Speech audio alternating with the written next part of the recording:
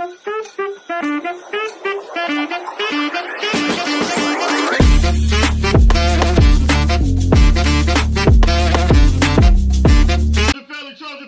up, man? USCJ here. It's the top of the morning. Listen, I hope everybody is getting ready to get up, get out, and make some things happen this morning. Listen, we got to talk about the Mater Dei 5. Yesterday I addressed the Bosco 4 guys that are being recruited heavily by USC and the coaching staff. And there were so many people yesterday that addressed me and said, Jay, why aren't we recruiting Mater Dei? And so I had to address this, man. I couldn't pass this by. I don't think it's necessarily we're not recruiting Mater Dei, but we're going to get into that. I'm going to tell you why I think things are the way they are right now, and then we can kind of move forward from there. You guys can give me some feedback and tell me what are your thoughts as it relates to that as well. Also, we want to talk about Duce Robinson, talk about Zack Branch as well. These two are performing at an extremely high level right now, and it's straight up go time. It's not even football season, but these guys are doing off-season workouts, and they are performing at a level that's just unreal. Also, I want to talk about Cliff Kingsbury and Mike Leach. They are being inducted into the not pro football, but they are being inducted to the Texas Tech Hall of Fame. You guys know Lincoln Riley came out of the Mike Leach coaching regime. And so, look, we want to talk about those two as well. Let's take a look at this information, the Mater Dei 5 real quick, and we're going to see exactly what's taking place with them. Let's go. All right, first, we're going to talk about Duce, man. As you see him here, he is absolutely blazing at 21.06, and they got a comparison. USC football put this up yesterday, and you see here only 36 players ran 21 plus miles per hour in 2022. Duce Robinson happens to be one of those guys. We're going to show you Zack Branch as well, but here are the comparisons that you see with Duce Robinson, and this is who they compared him to. Big time football player, man, DK Metcalf, 21.66. Did you guys have any? Do you guys remember when I did this video yesterday on the tight end that we just got? I told you he was more of a natural tight end. This is what I'm talking about when I mean natural tight end, because Duce Robinson is a receiver in a tight end's body. And so for him to have this type of speed is absolutely unbelievable. And then on the flip side, Zack Branch is breaking all over the internet right now. He hit 26 miles an hour on this machine here. I mean, it's ridiculous. Look at this, 26 miles an hour. So let me tell you something. I don't think the world knows what this football season is about to be like. Zack Branch able to do some stuff like, look at that, 26 miles an hour. And Duce Robinson, look, man, I think it's straight up go time. It's on and popping. It's on and cracking. If you don't want to become a Trojan to be a part of these guys right here, I think, well, we're not even going to get into that. But look, it's straight up go time. These are our freshmen, Duce Robinson, Zack Branch, 21 miles an hour and 26 miles an hour. Now, let's get into the Bosco 5. Now, we're talking about the Bosco 5, and one of the things is that this is Brandon Baker, and one of the things that a lot of people, they ask me, constantly ask me, Jay, what's going on with these guys? These are local products, and I totally agree. Bosco and Mater Dei guys have always been, of course, they are supposed to be the pipeline. But, however, during the down years, this is the explanation I have for you. You guys know that USC guys, well, local guys looked up to Oregon because they weren't on top necessarily, but they were more successful at the time. And it's not to say that we were just all the way down, because you guys remember we did win a Rose Bowl in 2017, but guys like Brandon Baker, his brother, went to Oregon, and so he's always kind of been trending toward Oregon. And did USC try to go after him? Absolutely. They didn't just not go after him, but you can't force a guy to want to be at USC. And here's my thing. When you look at the success right now, we went 11-3, first-year coach at Lincoln Riley. And you look at Oregon, what they did. Lincoln Riley's a proven coach, and he's recruiting accordingly.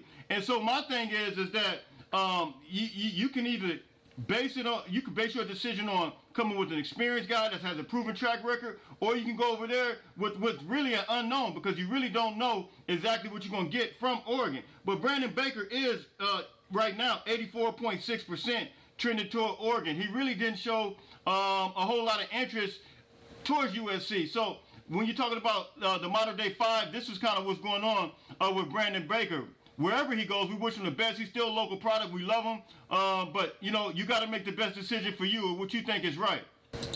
Zevion Brown right now, you know, it's 50-50 right now. They're saying it's 50-50 USC and 50-50, you know, with Alabama. So right now, according to On3, he's 87.9% coming in USC. So I don't think USC's out of the picture. You know, he is a 4-star prospect according to On3, and he's a big-time cornerback.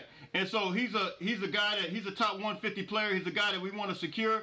And coincidentally, we just had a cornerback cancel a visit, which was Bryce West, 4-star prospect, and I guess it's out of Ohio State and Michigan. And my thought process is the reason he's doing that, Bryce West canceled his trip, is because we got guys trending like Zevion Brown. Of course, we got Dakota Fields. We got guys that are currently local products that are really trending toward USC. So we are not out of the picture when you're talking about Zevion Brown. Now, the next one's going to be Elijah Brown. Elijah Brown, 4-star prospect out of Mater Dei High School. Here's my thought process on this. When you look at the quarterbacks that Lincoln Riley let me just say this. I'm very high on Elijah Brown. I've always have been. I think he plays against top competition. He's a 4-star prospect. I love his mobility. I'm sticking to that. However, when you look across the board for the 2024 class, you had other prospects like DJ Lagway and Dylan Raiola that were, I guess, according to Lincoln Riley, in his eyes, were probably, I would say, maybe, you know, he went after them a little harder. And when when those two committed somewhere else, it kind of just left. I probably feel like this, and I think Elijah Brown feels like this. Probably a bad taste in Elijah Brown's mouth. So right now he's trending toward Stanford right now, and as a result, he's like 92.2% trended towards Stanford. Now, does that mean that we're out of it? Absolutely not. I think we're still in it to win it. I mean, we just got to continue to pursue him because you got a long, you know, depending on what Stanford does this year, you got a long season. USC could still get Elijah Brown. Don't forget, I mean, you know, a lot of people, you know, it's crazy that they forget about Malachi Nelson. Now, I do understand this. I understand that you want to always have a quarterback, and that's just the way it goes. USC's always been this way as well. They've always had quarterbacks come. You had Keenan Slovis come behind JT Daniels. You know, you've always had these quarterbacks that were constantly right there. You know, as one leave and graduates, you had another one there. So you want that in the 2024 class. So I'm saying it's not over. I think Lincoln Riley went after DJ Lagway and Dylan Raiola. Those two kind of, you know, did what they had to do. So that's where I'm at with that. You guys can hit me and tell me what you think. Now, Aiden Breland, he's a big 4-star defensive tackle. I think we're still in the mix. I think he's still going to take a mid-season visit. He's not just in a hurry to make a commitment right now. So it's all this is looking like that USC is not in the mix for Mater Dei prospects. But when you look at a guy like Aiden Breland, and then you look at Zevion Brown, I think both of these guys are still in the mix. But as discussed, Elijah Brown is kind of iffy. And then you got Brandon Baker, which we pretty much can almost say that he's an Oregon lock. All right, and then as far as DeAndre Carter, not sure what's really going on with him. It could be a scheme issue. I'm not sure as to how he fits in this thing. He canceled his visit. I seen where he went. I think I want to say Auburn. So I'm not really sure. And you guys got to understand this. When we talk about scheme issues, when we're talking about, and Lincoln Riley knows players. He understands players. He knows players. He knows exactly what he wants from a player, and I think he's recruited at high levels for a long time. So one thing I don't want to do is question how he's going about it, how he's approaching it, because I think that he is going after top guys, and he's going to go after guys. Coach Henson, all of these guys, Coach Nua, they're going after guys that they fit, that are going to fit their scheme. I don't think it's going to be, they're going to discriminate one way or another. Yes, we need to lock down California, but we got to trust the process when it comes to this. Think about this, where Lincoln brought us from. When have we ever seen a recruiting like the way it's been, like this weekend is a massive weekend. And then last weekend was a massive weekend. The weekend before, we've never seen it like this, and I can't even tell you how long. So my thing is this: let's trust the process on all the guys. Trust the process on how Lincoln Riley's recruiting, and realize and understand that. Look, man, he said job is not finished. We got to stand on that. All right, last but not least, Mike Leach and Cliff Kingsbury. Both of these guys are now getting ready to be inducted to the Hall of Fame with Texas Tech football. And it says it here. This is from Bruce Feldman. Texas Tech is going to induct the late coach Mike Leach into the Red Raiders Hall of Fame, as well as the legend of Cliff Kingsbury into the Hall of Fame as well. So I think it's straight up go time. I think it's happening in September. It's on and popping with them. Man, I love Mike Leach. I love his quotes. He's gone but not forgotten. Much respect to him. You guys know Lincoln Riley came out of the coaching ranks from Mike Leach, came out of from the coaching tree, as well as Cliff Kingsbury. So they both are products of him. So look, man, shout out to these guys. Congratulations, and what an honor from these two guys here. Right, is it go time or is it go time? Is it on the popping or is it on the popping? Man, look, Zack Branch, 26 miles an hour. Then you got Duce Robinson, 21 miles an hour. Absolutely ridiculous, man. So you guys hit me in the comments. You guys tell me what you think.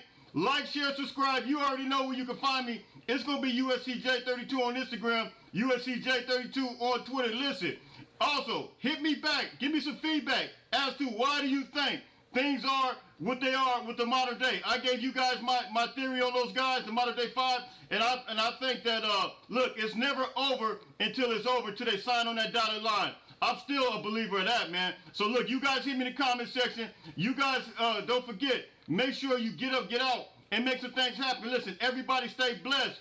Fight on, fight on, fight on.